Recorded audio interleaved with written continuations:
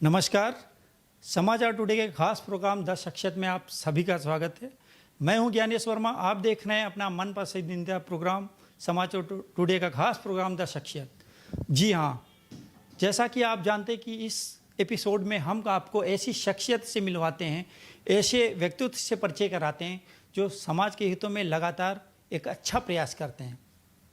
तो इस एपिसोड में हम आपको ऐसी शख्सियत से मिलवाने जा रहे हैं जो आईएएस के पद पे काम कर रहे हैं और साथ ही साथ में जो गांव के सपने, किसानों के सपने हैं, जो गांव को कैसे बढ़ाया जाए, इन सब चीज़ों पे लगातार काम कर रहे हैं। जुनूनी, अगर हम कहेंगे जुनूनी आईएएस, तो वो लगातार अपने पद पे बने होने के बावजूद समाज को एक अलग दिशा देने का काम कर रहे हैं। ऐसी शख्सियत से मिलवाने जा रहे हैं जो ब्यूरोक्रेट संभाल रहे हैं और कई जनपदों में अपनी जिम्मेदारी का निर्वहन किए हैं।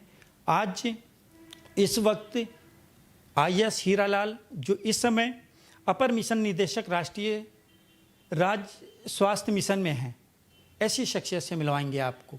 सर, आपका बहुत बहुत स्वागत है हमारे इस खास प्रोग्राम में। धन्यवाद। Thank you. आपका भी। सर, हमारा पहला प्रश्न है कि आप इस समय आईएएस के पद पे हैं और जो आपका बचपन है सर, बचपन और आपका फैमिली बैकग्राउंड, आपके माता पिता, आपने जन्म कहाँ लिया, हम उस पर थोड़ा सा जानना चाहेंगे। देखिए, मैं जनपद बस्ती का रहने वाला हूं और जनपद बस्ती में साऊं घाट ब्लॉक है, उसी में एक गांव है बागडी। तो मेरा जन्म गांव में हुआ है और मेरा जो परवरिश है, मेरा परिवार है वो किसान परिवार है। हमारी जो बेसिक प्रोफेशन है वो खेती बाड़ी है, आज भी है, मेरे घर पे खेती होती है। तो मुझे बचपने में गांव को, खेती बाड़ी को, गरीबी को देखने का, सुनने का और उसमें जीने का मौका मिला, जिसकी वजह से मेरा अटूट लगाव है। और मेरे माता पिता गांव में ही रहते हैं। मेरे पिताजी किसान हैं और वेटनरी कंपाउंडर थे, अब रिटायर्ड हो गए हैं, और मेरी माँ गृहिणी हैं। तो मेरा ये बैकग्राउंड है और मेरा गांव या मेरा ज़िला अविकसित जिला और अविकसित गांव माना जाता है। तो ये मेरा संक्षिप्त परिचय है। सर, हम पब्लिक सर्विस कमीशन की बात करें, इसमें आपका रुझान कब और कैसे आया सर? देखिए, ऐसा है कि सिविल सर्विसेज के बारे में जो रुझान बनाने का काम है वो मेरे पिताजी ने किया। चूँकि मेरे फादर पशु चिकित्सालय में कंपाउंडर थे, फार्मासिस्ट थे, तो उनको ये लगता था कि बच्चे अगर आईएएस बने तो आईएएस की सेवा सर्वोच्च होती है, उसमें पद, गरिमा, सोशल स्टेटस सभी कुछ है। तो वो मुझे मोटिवेट करते थे कि ये सबसे अच्छी सेवा है, इसमें आपको जाना चाहिए। तो मेरे इस मोटिवेशन में मेरे पिताजी का हाथ है। सर, आपने जब आपका सिलेक्शन हुआ तो घर का माहौल कुछ और होगा, क्योंकि आपने संघर्षों के साथ में पढ़ाई की। उसके बाद में क्या पीसीएस से पहले भी कहीं कोई जॉब थी आपकी? हाँ, मैं पीसीएस का जब इम्तहान दिया, इसी बीच मेरा एनटीपीसी में सिलेक्शन हो गया। मैं बेसिकली इंजीनियरिंग बैकग्राउंड का हूँ। मैंने बीटेक किया है इलेक्ट्रिकल इंजीनियरिंग में और मैं आईआईटी बीएचयू से एमटेक कर रहा था और वहीं एमटेक भी कर रहा था और तैयारी भी कर रहा था। इसी बीच में मेरा सिलेक्शन हो गया एनटीपीसी में। मैं एनटीपीसी में चला गया, ज्वाइन किया और करीब 1 साल बाद मेरा पीसीएस का रिज़ल्ट आया, उसमें मेरा सिलेक्शन हो गया। और करीब 1.5 साल बाद पीसीएस में इंजीनियर की नौकरी करते हुए जब इसका अपॉइंटमेंट लेटर आया ज्वाइनिंग, तो मैंने पीसीएस ज्वाइन की 94 जुलाई में। सर, जब आपको ये पता चला होगा घर वालों को कि भाई हमारा जो बेटा है वो कहीं ना कहीं आज एक जिम्मेदार पद पे उनका चयन हुआ है, उस समय सर जो आपके माता पिता थे, रिश्तेदार थे, उनका क्या हाव भाव था सर? देखिए, ये तो स्वाभाविक सी बात है कि जब किसी का सपना पूरा होता है तो बहुत खुश होता है। गांव वालों को खुशी होती है, जवार वालों को खुशी होती है, और जो जानने वाले होते हैं और जो नहीं जानते हैं उनको भी खुशी होती है। क्योंकि उस समय मैं तो एनटीपीसी में नौकरी कर रहा था। जब मुझे ये समाचार मिला तो मैं बिंधनगर में, एमपी और यूपी के बॉर्डर पे एक बिंधनगर है, एनटीपीसी का एक प्रोजेक्ट था, मेरी वहाँ पोस्टिंग थी। और मैंने अपने घर वालों को बताया तो नेचुरल सी बात है, खुशी तो होगी, लेकिन वह खुशी को मुझे देखने का मौका नहीं मिला क्योंकि मैं घर पे नहीं था। उस समय मैं जॉब में था और मैं बिंधनगर में था। सर मैंने आपकी चर्चाएं बहुत सी सुनी हैं कि एक आईएएस ऐसा आईएएस है, जुनूनी आईएएस है सर, कि वो जिस जिले में गए हैं अभी तक उसकी तकदीर और तस्वीर बदलने का काम किया उन्होंने। हमारे संज्ञान में बहुत से लगभग 18-19 की बात है कि आप जिलाधिकारी बांदा थे। उस समय अवनीश अवस्थी सर जो अपर गृह सचिव इस समय वो जा रहे थे और रास्ते में उन्होंने कुछ ऐसी होल्डिंग देखी जिसकी ललक जा कहीं और रहे थे और सर उस होल्डिंग के माध्यम से उनको वहाँ आप तक पहुँचना पड़ा। क्या कारण था आखिर? देखिए, ये बात सही है कि हम लोग उस समय इलेक्शन चल रहा था और हम लोग एक 90% पोलिंग का अभियान चलाए हुए थे और उसका नारा दिया था 90% हो मतदान, बांदा बने देश की शान। तो उसकी होर्डिंग लगी थी चौराहों पे और जगहों जगह पे प्रचार में। तो अवनीश अवस्थी सर जा रहे थे, उन्होंने देखा और उन्होंने हमें फ़ोन किया कि ये आपका काम, और उनको और इसकी जानकारी प्रदेश स्तर पे और देश स्तर पे था। यही कारण है कि जब 25 अप्रैल को माननीय प्रधानमंत्री जी बांदा गए थे तो उन्होंने भी हमारे इस काम की तारीफ़ की और उन्होंने अपने भाषण की शुरुआत ही इस काम से शुरुआत की अपने भाषण की। और अवनीश अवस्थी सर जब वहाँ गए, उन्होंने रास्ते में मौके पर देखा तो उनको बड़ा अच्छा लगा और उन्होंने बात किया। तो हमने उनसे अनुरोध किया कि सर आप जा रहे हो, हम लोग इस समय ग्राम सचिव की बैठक कर रहे हैं मीटिंग हॉल में, और अगर आप आकर के इनको 10 मिनट संबोधित कर देंगे तो इनका हौसला अफजाई और होगा। उन्होंने मेरी बात स्वीकार की, मैं उनको धन्यवाद भी देता हूँ। और आए, उन्होंने संबोधित किया और वो इतने खुश थे। उन्होंने कहा कि तुम्हारा काम यहाँ बहुत अच्छा है और ये प्रदेश के लिए एक मॉडल बनेगा। तो उन्होंने स्वयं ऑफर किया कि तुम प्रचार प्रसार में पैसे लगते हैं और आप हमसे कुछ डिमांड कर लीजिए। मैंने उनसे पैसे मांगे और उन्होंने मुझे 10 लाख रुपए प्रचार प्रसार में विभागीय मद से दिया, क्योंकि वो जानते थे कि काम अच्छा हो रहा है, इससे प्रदेश का नाम होगा। और नतीजा ये रहा उस अभियान का कि पूरे उत्तर प्रदेश में नंबर 1 इंक्रीमेंट हुआ, जो बढ़ोतरी हुई वोटिंग परसेंटेज की, वो हाईएस्ट था बांदा में, यूपी में। सर आप जिलाधिकारी बांदा रहे हैं, उसके साथ साथ कई ज़िले हैं जिसमें अपने सीडीओ की भूमिका निभाई, एसडीएम के उसमें दौर में काम किया।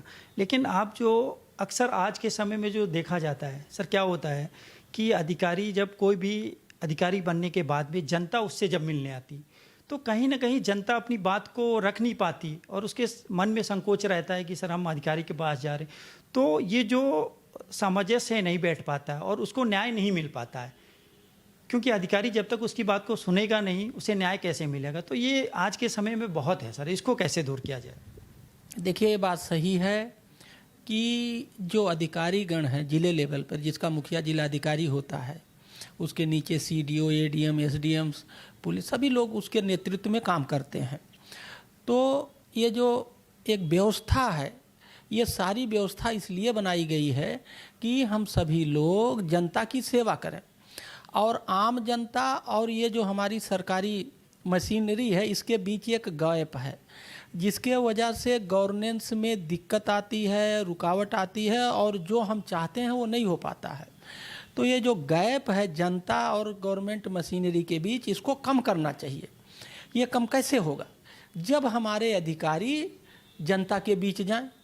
इसीलिए सरकार हमेशा लगातार ये प्रयास करती है कि हमारा अधिकारी जनता के द्वार जाए और अपनी सेवाएं दे, आम जनता को अधिकारी के ऑफिस में ना आना पड़े। एक बात। दूसरी बात यह है कि जो ये गवर्नेंस है, ये जो सुशासन है, प्रशासन है, ये आर्ट है और हम हमेशा लर्निंग मोड में रहते हैं, क्योंकि जो चीज़ बलिया में लागू है वो फिरोजाबाद में नहीं, जो फिरोजाबाद में लागू है वो फर्रुखाबाद में नहीं। तो हमें गवर्नेंस को उस ज़िले के माहौल और वहाँ की स्थिति परिस्थिति के हिसाब से कस्टमाइज करना पड़ता है। और सबसे बड़ी बात जो मैंने व्यक्तिगत तौर पे महसूस किया है कि अधिकारी गण में थोड़ा सा जब उनका सिलेक्शन हो जाता है, जैसे अभी आपने कहा कि जब आपका सिलेक्शन हुआ तो सबका मान सम्मान बढ़ जाता है, तो उनमें एक ईगो आ जाता है। तो ये जो ईगो आ जाता है ये सबसे बड़ी बाधा है। तो मेरे दिमाग में ये बात है कि ईगो नहीं आना चाहिए और मैं हमेशा ईगो लेस रहने की कोशिश करता हूँ। इसीलिए हमारे और जनता के बीच कोई गैप नहीं रहता है, एक बात। दूसरी बात, मैं हमेशा लर्निंग मोड में रहता हूँ, सीखने की प्रयास करता हूँ कि आज हमने जो गलती की वो कल ना रिपीट होने पाए, एक बात। दूसरी बात है, तीसरी बात यह है कि जनता की खुशहाली और उसको उसकी आर्थिक बढ़ोतरी के लिए ही हमारा ये जॉब है। यदि जनता खुशहाल नहीं है, उसकी आर्थिक समृद्धि नहीं बढ़ रही है, तो ये जो फेल्योर है उस जनता की नहीं है, उस ज़िले के अधिकारी गण की है और वहाँ के पूरे टीम की है, और मैं तो व्यक्तिगत तौर पे मानता हूँ वहाँ के जिलाधिकारी की है। सर, क्योंकि मैं भी एक्चुअली मीडिया में हूँ, पत्रकार हूँ, तो अक्सर क्या होता है, जैसे आज के समय में मैं देखूँ तो उत्तर प्रदेश के जो मुख्यमंत्री योगी आदित्यनाथ जी का साफ कहना है कि जो अधिकारी हैं, डीएम एसपी हैं, वो सीधा सीयूजी फ़ोन को उठाएं। लेकिन हम लोग कभी कभी कोई पीड़ित आता है, फ़ोन लगाते हैं तो फ़ोन सर उठता नहीं है, वो उठता है तो क्या होता है कि सर हम बात करेंगे, उसके बाद दोबारा कोई उनका रिवर्ट नहीं आता है। तो ये जो अधिकारी हैं कहीं ना कहीं, क्योंकि आप भी ब्यूरोक्रेट्स में, इसलिए हम ये जानना चाहते हैं उनकी आखिर समस्या क्या होती है। तो अगर ये चीज़ नहीं हो पाएगी तो न्याय कैसे मिलेगा? देखिए, ये चीज़ें सब पे लागू नहीं हैं, ये अधिकारी टू अधिकारी वैरी करता है, और कभी कभी तो लोग, मैं इसे डिनाई नहीं करता, कभी कभी लोग जान के भी नहीं उठाते होंगे, कोई लापरवाही भी होती होगी, मैं इससे इनकार नहीं करता। लेकिन अधिकांश केस ऐसे भी होते हैं कि दिन में जिलाधिकारी को बहुत सारी बैठकें करनी होती हैं, कहीं लैंड एंड ऑर्डर में फंसे हैं या कोई वीआईपी आया है। अब उस समय अगर सीयूजी आ रहा है तो हम लोग सीयूजी अपने हलकार को दिए रहते हैं कि उठा करके बता दो, उनको ये पता लग जाए कि कहाँ पे इस समय व्यस्त हैं। और मेरा ये व्यक्तिगत मानना है कि इसमें कोई बुराई भी नहीं है। अगर मान लीजिए कोई वीआईपी आए हुए हैं, मान लीजिए मुख्यमंत्री जी का ही प्रोग्राम है, उस समय कहीं से फ़ोन आता है तो कैसे उठा पाएगा, प्रभारी मंत्री जी आते हैं, ऐसी सिचुएशन आती है। लेकिन बाद में जितने भी फ़ोन आते हैं उसको हम लोग रिवर्ट बैक करते हैं। मेरा तो यही है कि मैं सोने के पहले जितने भी फ़ोन रहता है, अगर फुर्सत, जैसे जैसे फुर्सत मिलती रहती है, रिवर्ट बैक करके उनकी समस्याएं सुन के हल करने का प्रयास करते हैं। तो दोनों सिचुएशन है और रिवर्ट बैक करना चाहिए, ये मेरा व्यक्तिगत मानना। जो अधिकारी ऐसा नहीं करते हैं उनको इस प्रवृत्ति में बदलाव लाना चाहिए। सर, चूँकि 18 महीने आप बांदा में रहे, तो बांदा में एक आपने तस्वीर बदली, कई आपने ऐसे काम किए हैं सर, कई क्या अनेकों काम हैं। जैसे कि वहाँ पे एक कलिंजर किला है सर, वहाँ पे एक दिन में आपने 1500 वृक्ष लगवाए। दूसरा सर, कुपोषण पर आपने अभियान चलाया, मतदाताओं को जागरूक कराया। जब आपने मतदाताओं को जागरूक कराया उसमें तो आपको शायद सम्मानित भी किया गया सर, क्योंकि जब उस समय चुनाव था और उसमें प्रधानमंत्री जी का आगमन हुआ था, उन्होंने अपने संबोधन में कहा था कि अगर निर्वाचन विभाग को कहा था कि देखिए अगर आपको सीखना है तो डीएम बांदा से सीखिए, क्योंकि 90% वोटिंग हुई। ये एक सर बड़ा संदेश गया और आपको वहाँ से कई सम्मान मिले। चाहे भूजल स्तर की बात करें हम, चाहे बंद डेयरियों पर काम करें, बंद डेयरियों को भी आपने कई करोड़ बजट पास करा के उनको संजीवनी देने का काम किया। सर, ये सब कैसे मुश्किल होता है? देखिए, ऐसा है कि जब हम बांदा गए थे 31 अगस्त 2018 को, तो मेरे पास दो ही सूचना थी कि वहाँ पे बदमाश, डाकू, क्योंकि मैं पेपरों में पढ़ा करता था का इलाका है, 10 से प्रभावित जिला है, एक बात। दूसरी बात, मुझे ये पता था वहाँ पानी का बड़ा अभाव है, अकाल है। तो जब मैंने वहाँ जा कर के देखा कि अगर मुझे एक जिलाधिकारी का पद मिला है तो मैंने उस पद को एक चैलेंज के रूप में लिया कि मुझे कुछ करके इस पद के बारे में जो लोगों की आम धारणा है और उसमें जो गिरावट आई है उसको स्थापित करना चाहिए। तो जब मैंने वहाँ जाके देखा तो वहाँ की पूरी इकोनॉमी कृषि पे आधारित है, वहाँ कोई इंडस्ट्री का बेल्ट नहीं है, 2 छोटे छोटे इंडस्ट्रियल बेल्ट हैं और वो भी बहुत नॉमिनल हैं। उस दिशा में भी हमने उसको ठीक करने का प्रयास किया, लेकिन वो एक लंबा प्रोसेस था। मुझे पता था कि एक जिलाधिकारी का टेन्योर बहुत लंबा नहीं होता है, तो मैंने एग्री इकनॉमी को, जो कि मूल इकनॉमी जो आधार था बांदा का, उस पर काम किया। तो वहाँ सबसे बड़ी जो समस्या थी पानी की, तो जो पानी की समस्या थी, मुझे ये भी कुछ लोगों ने वहाँ बताया कि साहब पानी, कुछ गांव में पानी नहीं है, वहाँ के लोगों की शादी लोग इसलिए नहीं करते, कहते हैं उस गांव में पानी नहीं है तो हमारी बिटिया जिसकी हम शादी करेंगे उसको दिक्कत होगी। ये जब बातें मैंने वहाँ सुना तो मुझे बड़ी पीड़ा हुई। तो हमने ये कहा कि हम पानी की समस्या को हल करने का प्रयास, फिर धीरे धीरे इसमें हमने माहौल बनाया, स्टडी की, वाटर एड जैसे अंतर्राष्ट्रीय इंटरनेशनल ऑर्गेनाइजेशन और वहाँ के लोकल ऑर्गेनाइजेशन को जोड़ा, लर्निंग स्टार्ट की और धीरे धीरे जनता को इस मुहिम से जोड़ा। वहाँ पता लगा कि 20-25 साल पहले लोग कुआं, तालाब, नदी से पानी पीते थे, कोई दिक्कत नहीं थी। धीरे धीरे लोग बोतल वाले पानी पे आ गए, कुआं, तालाब, नदी से दूरी बना लिए। तो हम लोगों ने क्या किया, लोगों को कुआं, तालाब, नदी पे ले जाने लगे, कभी सम्मेलन के माध्यम से, कभी आरती के माध्यम से, कभी कुआं पूजन के माध्यम से। और धीरे धीरे उनका जो टूटा संबंध था वाटर बॉडीज, कुआं, तालाब, नदी से, उसको इस्टेब्लिश किया।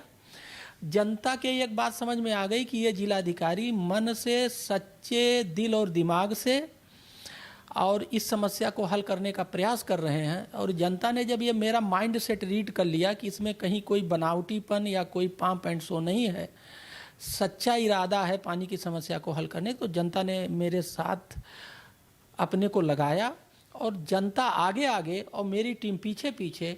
और हम लोगों ने बिना किसी से कुछ एक्स्ट्रा लिए हुए 1 मीटर 35 सेंटीमीटर पानी की बढ़ोतरी की, वाटर कंजर्वेशन के डिफरेंट काम करके, अभियान चला के, और उससे क्रॉप 18.5% बढ़ा। अगर ये खेत में उदाहरण के तौर पे 100 किलो होता था तो 118 किलो हुआ, क्योंकि कुछ फसलें जो पानी के अभाव में लोग नहीं बोते थे उसको दोबारा बोए और लोगों की आर्थिक समृद्धि में बढ़ोतरी हुई।